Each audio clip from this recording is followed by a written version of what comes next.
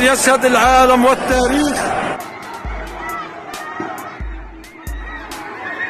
Welcome दोस्तों, इस video में बात करेंगे सोशल मीडिया की वायरल खबरें जुड़ी हैं बिहार से, इजराइल फलस्तीन से, नवीन कुमार से, रवीश कुमार से। ये दोनों पत्रकारों को कोरोना से पॉजिटिव अभी क्या अपडेट है शेयर करेंगे आपके साथ ही साथ शेयर करेंगे कि फलस्तीन इजराइल से क्या खबर है। लेकिन सबसे पहले बिहार से जुड़ी खबर, 100 से ज्यादा कोविड विक्टिम की डेड बॉडीज को गंगा की नदी में बहा दिया गया है। लाशें ऊपर आ गई हैं, मैं ब्लर करके आपको दिखाना चाहूंगा। सोशल मीडिया पर इस खबर को लेकर चर्चा है, लेकिन वहीं दूसरी तरफ जहां सवाल उठने चाहिए कि किस तरीके की ये व्यवस्था थी, किस तरीके के साथ उनके साथ सलूक हुए हैं कि उनको नदी में बहा दिया गया है, वो भी 100 से ज्यादा। सोशल मीडिया पर इस पर हंगामा शुरू हो जाता है कि उनकी हिम्मत कैसे हो गई कि गंगा नदी में लाशों को बहा दिया गया है। अब ये लोग इसका पानी पिएंगे और कहेंगे कि ये मोदी जी और योगी जी की साजिश है, जबकि उनको ये पता होना चाहिए कि बिहार में भी भारतीय जनता पार्टी की सरकार है। लेकिन बजाय सवाल उठाने के कि कोविड के मामले जिस तरीके से बढ़ते जा रहे हैं और जिस तरीके से ये खबरें बाहर आ रही हैं कि कैसे कोविड के मरीजों को और उनकी डेड बॉडीज को नदी में बहा दिया जा रहा है, बजाय इस पर सवाल खड़े करने के सोशल मीडिया पर अलग चर्चा देखी गई। सोशल मीडिया पे ये दिल दहलाने वाली खबर तो दूसरी एक और दिल दहलाने वाली खबर फलस्तीन और इजराइल से आ रही है। मैं शेयर कर दूं कि कैसे कल सोशल मीडिया पर हैशटैग ट्रेंड करता रहा, India stand with Israel, India stand with फलस्तीन। कल 5 लाख से ज्यादा ट्वीट्स देखे गए इंडिया स्टैंड विद फलस्तीन से, जो कि काफी जोरों शोरों से ट्रेंड कर रहा था। उसके पीछे की वजह आप सभी को मालूम है कि इजरायलियों का फलस्तीनी मुसलमानों के ऊपर हमला और उनकी मस्जिद में यानी मस्जिद अल अक्सा में घुस करके जिस तरीके से उनके ऊपर जुल्म हुआ, उसको लेकर के सोशल मीडिया पर खबर आई, हमने आपके साथ रिपोर्टिंग करी। लेकिन फिर से कल रात की एक और खबर आई जहां इजरायली ऑक्यूपेशन ने फोर्सेस जो है उन्होंने फिर से हमला किया है। विजुअल्स वायरल हुए हैं। यही नहीं, आज सुबह की खबर है कि अभी तक वो हमले हो रहे हैं मस्जिद के अंदर घुस करके। फिर से इजरायलियों की तरफ से जो हमले हुए हैं फलस्तीनी मुसलमानों को लेकर के, यह खबर भी आ रही है कि वहां पर इस वक्त हालात बहुत नाजुक हैं।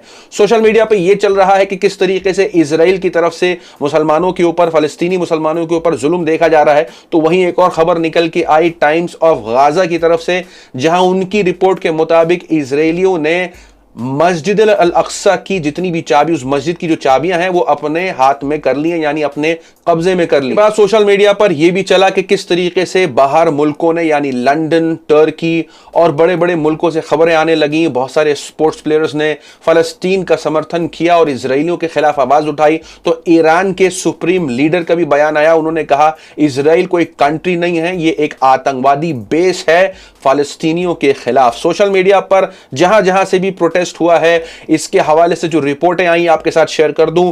चिली फुटबॉल क्लब ने भी प्रोटेस्ट किया है, समर्थन किया है फलस्तीन का और प्रोटेस्ट किया है इजरायलियों के खिलाफ।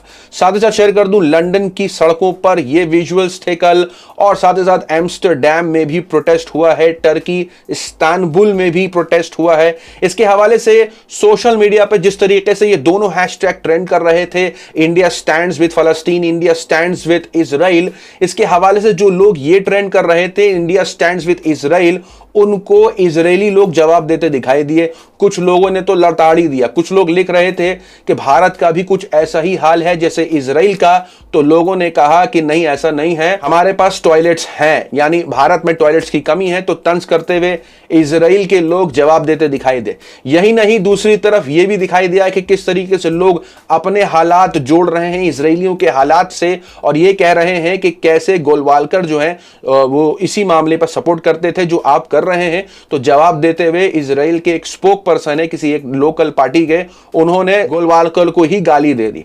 सोशल मीडिया पे जो लोग इस जुल्म का समर्थन कर रहे हैं, जो इजराइल कर रहे हैं, वो लोगों को ये नसीहत कर रहे हैं कि जाकर के हिस्ट्री पढ़ो। लेकिन उनको पता होना चाहिए अगर वो जुल्म का साथ दे रहे हैं तो वो उस बात का भी साथ दे रहे हैं जो उनके ऊपर पिछली बार हुआ, चाहे वो कश्मीरी पंडितों के ऊपर हुआ हो, चाहे वो किसी फलस्तीनी मुसलमान के ऊपर हो रहा रहा हो, आवाज जुल्म के खिलाफ उठनी चाहिए जो मेजॉरिटी में रहने वाले लोग, ताकत में रहने वाले लोग करते हैं। इससे हिस्ट्री का कोई लेना देना नहीं है। ऐसे बहुत से मामले होते हैं जो बैठ के सुलझाए जा सकते हैं, लेकिन अगर जुल्म हो रहा है तो उसको रिपोर्ट करना, आपके सामने रखना अपनी जिम्मेदारी समझते हैं। इससे हिस्ट्री का कोई ताल्लुक नहीं। अगर कश्मीर में कश्मीरी पंडितों के साथ हो रहा होता तो उनके खिलाफ भी आवाज उठाई जाती जो ऐसा कर रहे थे।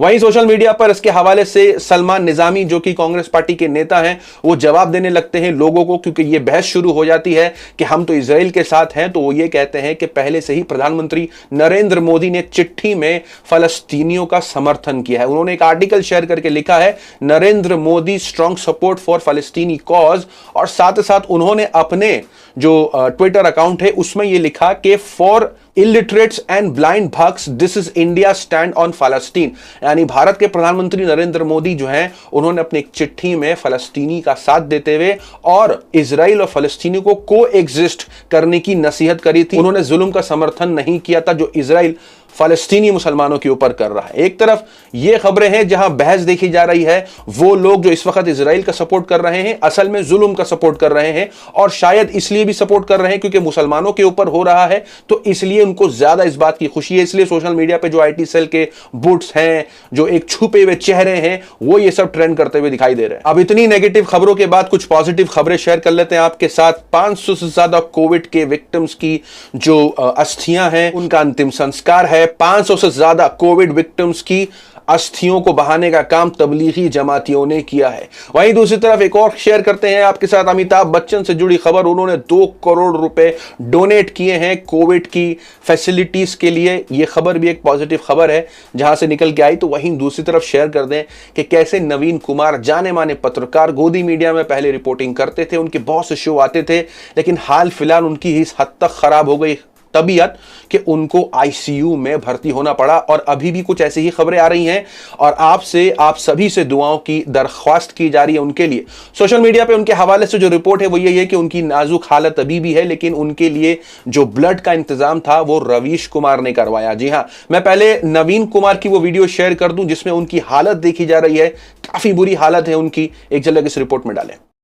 यहां कोई प्रधानमंत्री नहीं है, यहां कोई व्यवस्था नहीं है, यहां कोई अफसरशाही नहीं है, और सबको अपने अपने हाल पर छोड़ दिया गया है। इस देश को नर्क बना दिया गया है। कोविड की महामारी के चलते जिस तरीके से देश भर से जो खबरें आ रही हैं काफी दुखदायक और काफी डरावनी है, तो वहीं दूसरी तरफ लोग एक दूसरे की मदद कर रहे हैं। Ravish Kumar prime time show नहीं कर रहे काफी दिनों से। उसके पीछे की वजह यह है कि उनको भी कोरोना से पॉजिटिव पाया गया था, और कोरोना से पॉजिटिव पाए जाने के बाद उन्होंने अपने आप को आइसोलेट कर लिया था, लेकिन इसके बावजूद भी उन्होंने लोगों की मदद करने की कोशिश करी। उनके फेसबुक पे जाएंगे तो न जाने कितने ही पोस्ट किए होंगे उन्होंने लोगों की मदद के लिए, और लोगों को मदद पहुंचाई। ऐसे ही एक मदद नवीन कुमार की भी उन्होंने करी थी ब्लड देने में। रवीश कुमार ने नवीन कुमार के लिए जो फेसबुक से पोस्ट किया था वो शेयर कर दूं। नवीन कुमार की मदद की जाए, धन्यवाद आप सभी का। दिल्ली के फरिश्ते नवीन कुमार की मदद करो, इस पत्रकार का ठीक होना बहुत जरूरी है। यह मदद की मांग करी थी और मदद मिल चुकी है नवीन कुमार को, और अभी दुआएं की दरख्वास्त है। लेकिन वहीं रवीश कुमार के हवाले से क्या अपडेट है वो हम शेयर कर दें आपके साथ कि रवीश कुमार इतने दिनों से जो आइसोलेट है, उनका शो कब आने वाला है तो आपकी जानकारी के लिए बता दें, सूत्रों के मुताबिक आज रात को वो अपना प्राइम टाइम शो करने वाले हैं। इसके हवाले से एक रिपोर्टर ने उनसे सवाल पूछा था उनकी तबीयत को लेकर, तो उन्होंने जवाब दिया था हां बिल्कुल। जो पूछा गया था वो था, रवीश जी आपकी तबीयत कैसी है, कैसे हैं आप, उम्मीद करता हूं आप रिकवर हो रहे होंगे। तो उन्होंने लिखा जी बिल्कुल, और रिपोर्ट के अनुसार बहुत जल्द आप उनका प्राइम टाइम शो देखने वाले हैं। सोशल मीडिया पे इन सारी खबरों को लेके काफी चर्चा है। आपकी अपनी क्या राय है कमेंट में जरूर बताएं। मिलते हैं आपसे अगली वीडियो में, तब तक के लिए अपना ख्याल रखें।